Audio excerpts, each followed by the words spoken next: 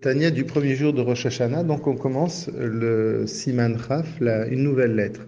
Alors cette lettre-là, c'est une des lettres qui traite des sujets les plus profonds en Chassidoute, et c'est des sujets que justement le Admor Hazaken a évoqué juste avant son Istalkut, juste avant son départ de ce monde.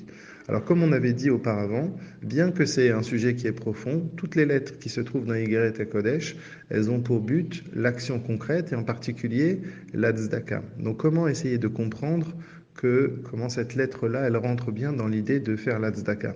Alors juste pour dire que en fait la finalité de cette lettre, c'est de dire que l'action et surtout le monde matériel dans lequel nous vivons, eh bien il ne peut exister que parce qu'il y a le Etzem, il y a l'essence d'Akadosh Baruch Hu. En d'autres termes, pour qu'il y ait une création matérielle et concrète, il a fallu qu'Akadosh Baruch Hu s'investisse entièrement son Etzem.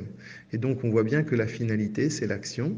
Et comme on l'avait dit à plusieurs reprises, dans l'action, la plus grande des finalités que nous avons, c'est la tzedaka, c'est le fait de donner. Alors maintenant, si on rentre dans la lettre en elle-même, eh bien elle dit, la lettre part du départ en disant que dans le monde de Hatzilut, il y a 4 mondes. Il y a Hatzilut, Bria, Yetzira et Asiya. Hatzilut, c'est le monde, si l'on peut dire, qui est le plus proche d'Akadosh Baruch Hu, dans le sens où il n'y a pas de création. Tout est que divinité.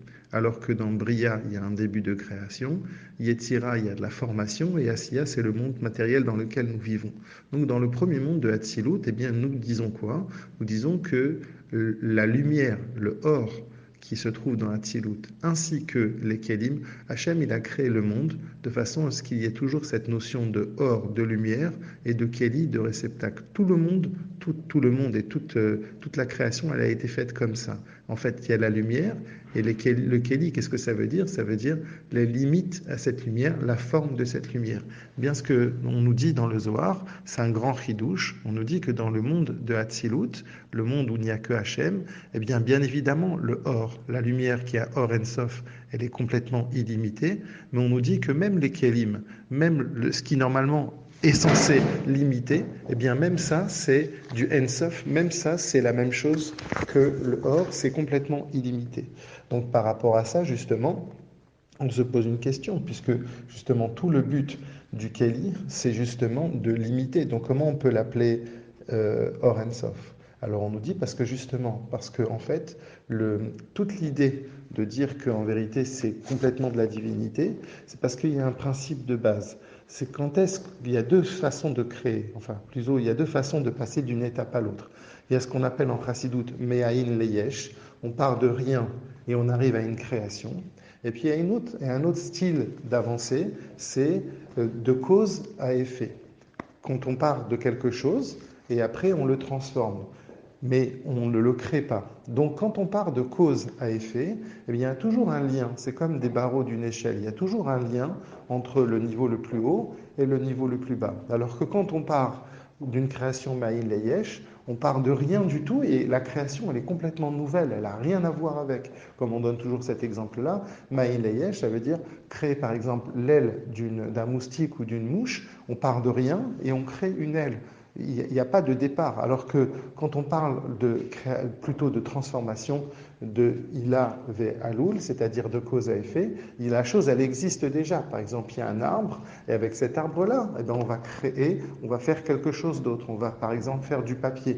En fait, on n'a pas créé du papier. Il n'y a plus rien à voir visuellement entre un arbre et une feuille de papier, mais dans le fond, ils sont complètement liés. Et donc, ce qu'on veut dire, c'est que dans le monde de Hatzilut, eh bien, même les Kélim, même ce qu'on appelle la limite, eh bien, même elle a le pouvoir de créer, elle a cette force de création. Et bien que Rabbi Moshe Cordovero, lui, il a dit qu'en vérité, dans les sphirotes, tout est de cause à effet, lui, il voulait parler, Rabbi Moshe Cordovero, il voulait parler simplement de la sphira en elle-même, des 10 sphirotes en elles-mêmes.